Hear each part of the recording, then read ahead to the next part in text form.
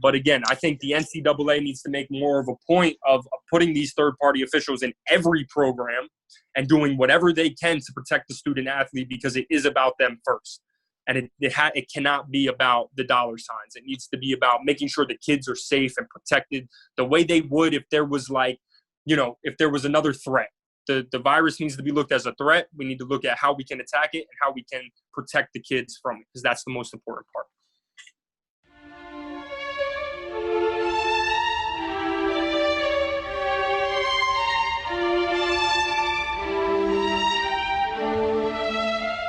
What's good, everybody? We're back with segment 2.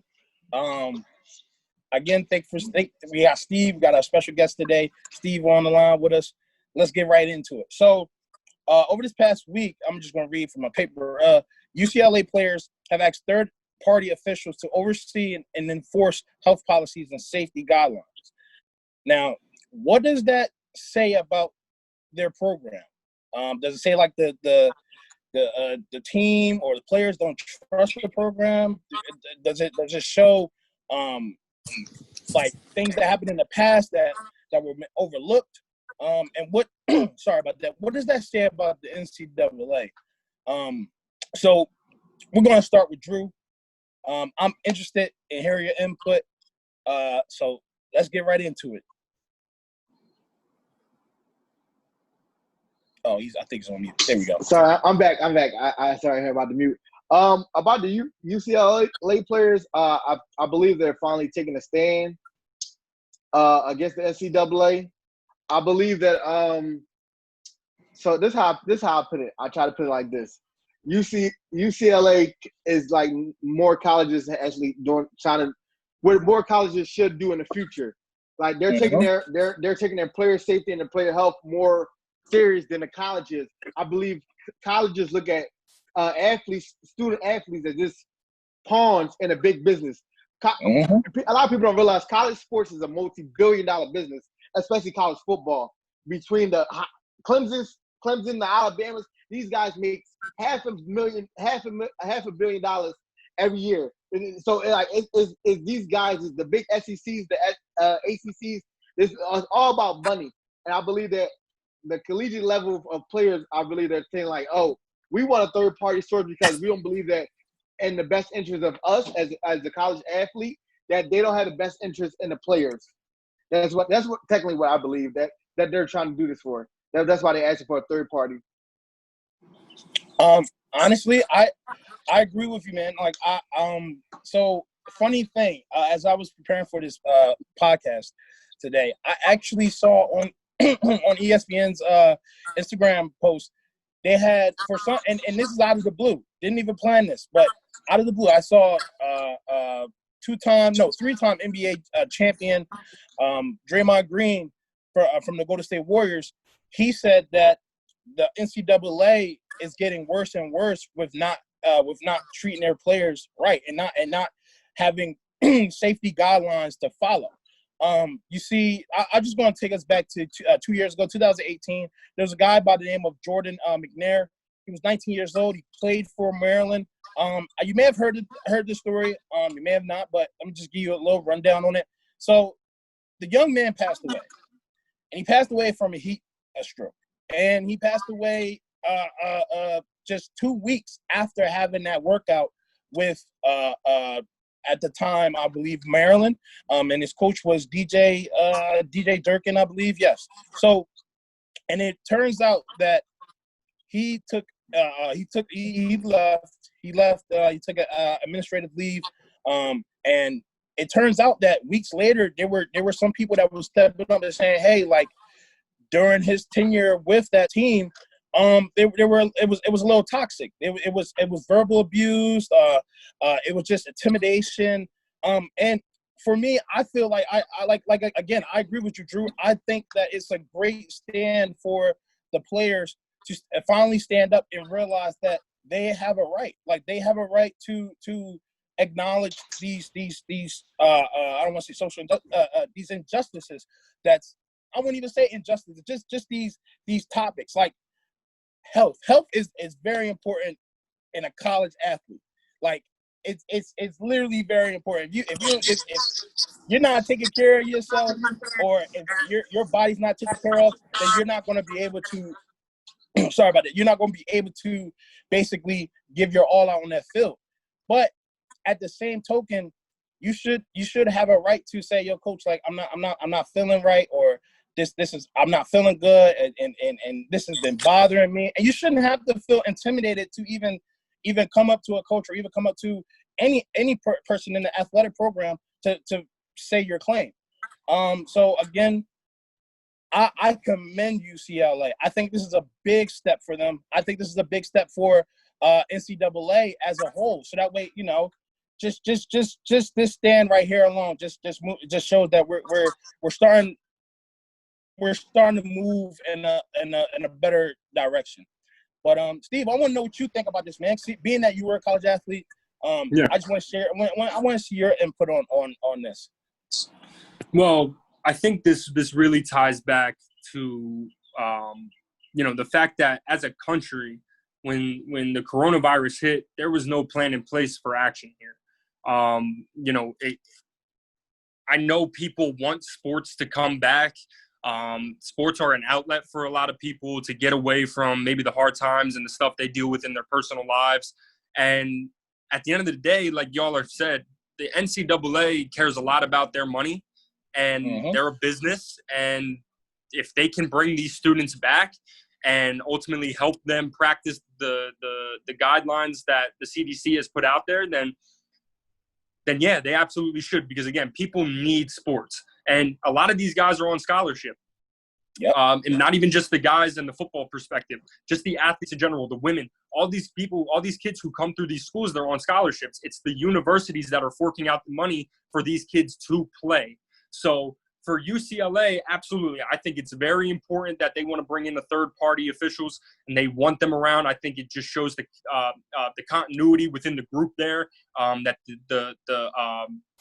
the leaders and the captains of that team are speaking and doing the right things to protect their teammates, themselves, the people around them, right? Because what a lot of people don't consider with this virus is that, like, if we get it as young men or young individuals, we have a very high chance of overcoming it. Whereas if we get it and then affect somebody around us who's older than us, who has underlying health conditions, who may not be able to get out of it, but you're putting them just as much at risk as you are yourself when you go into these situations. So absolutely, they're taking a stand. They're doing the right thing, because we've seen Clemson, we've seen Alabama bring back their programs. They've run their tests, and they've had 15, 20-plus guys who have shown up with the coronavirus. And ultimately, again, it's putting the people without the virus in a bad situation and putting them at risk. So, again, very important that you're seeing a big university like UCLA take a stand like this. However, on the other side of it, trying to look at it from a, say, fan perspective or from an outsider's perspective, you say, okay, even if they bring in this third-party health official and they address the issue, they have to find a way to get back on this field. There's too much money tied in. Again, nobody wants to have to be forced into a redshirt season where they're forced to miss their season, and now it kind of delays their future and the plans they have for their lives. Again, they're not forced into that decision, but it's something that if they don't play this season, as a college athlete, you want to play your 4 years. You get 4 of them. You want to play 4 of them. So you don't want to have to put anything on the back burner. You want to be able to attack this head on and just get your season in. But again, I think the NCAA needs to make more of a point of putting these third-party officials in every program and doing whatever they can to protect the student athlete, because it is about them first.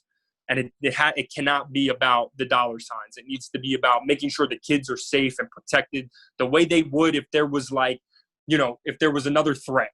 The virus needs to be looked as a threat. We need to look at how we can attack it and how we can protect the kids from it, because that's the most important part.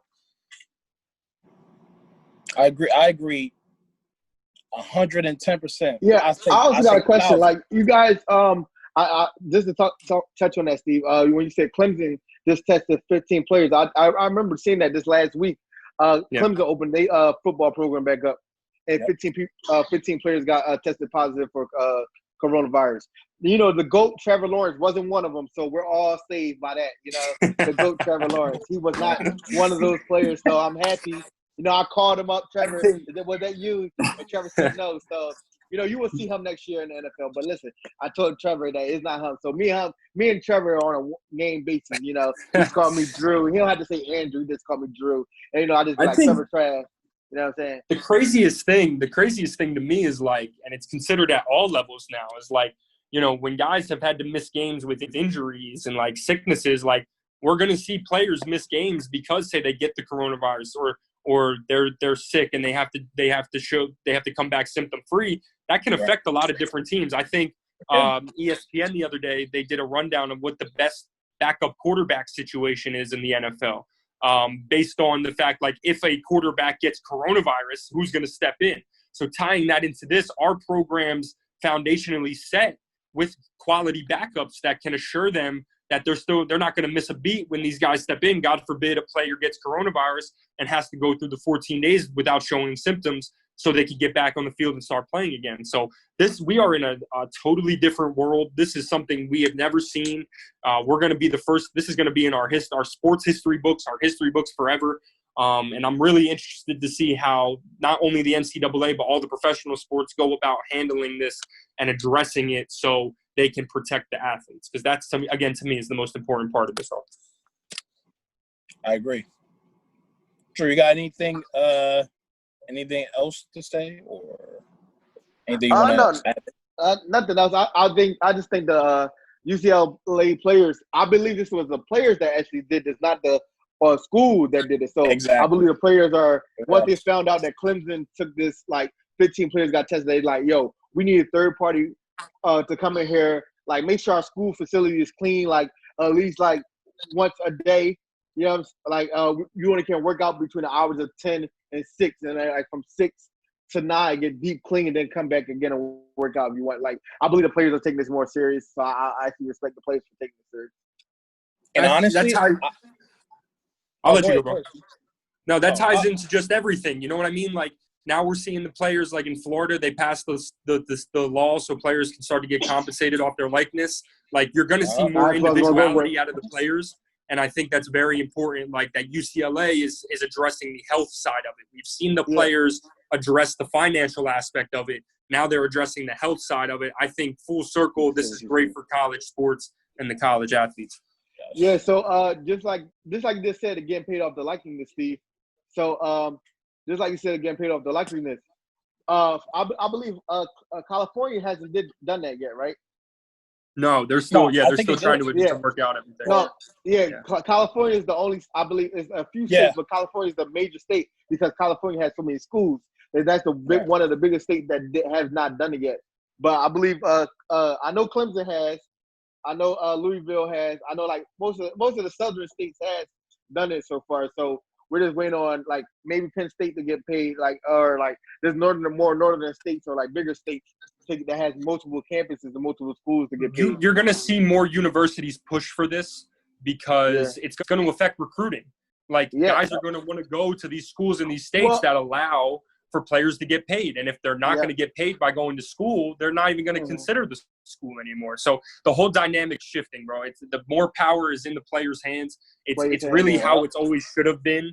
You know, like the power. You see how the coaches have the power to leave when they want, to get paid off their likeness, to all that stuff. The players should have the same right and freedom to do so. And it's so good to see that the NCAA is finally releasing the restraints around that and allowing these players to really, again, just capitalize off their popularity. And I'm glad you said it because I feel like this pandemic was sort of a blessing for college sports. You see college athletes coming out and sharing their viewpoints on certain things. You see college some athletes you probably didn't even hear of. They were on the radar, but now you hear them talking about whether it's social injustice, whether it's the pandemic, whether it's rights for college players. So I just feel like this pandemic is a blessing for college sports. But that's just my view on it. But I think it could be. I mean, hey, who knows? Like we'll look back at this and based on not just college sports, but we can look all around. There's a lot of different reasons we could be thankful for this coming and happening. You know how it's just like in your personal everyday lives. When something happens negative, you have to find a way to turn it into a positive and build off it. And I think collectively as a country, as the whole entire world of like we all have to find a way to come together and address this and find ways we can make sure something like this never happens again. I agree. Well, that's the end of segment number 2. Again, make sure you like, subscribe, follow, retweet, do whatever you do. Just make sure you watch the video. I'm your host, Dan. Let's get ready for segment number 3. We out. All I wanted was a new Mercedes.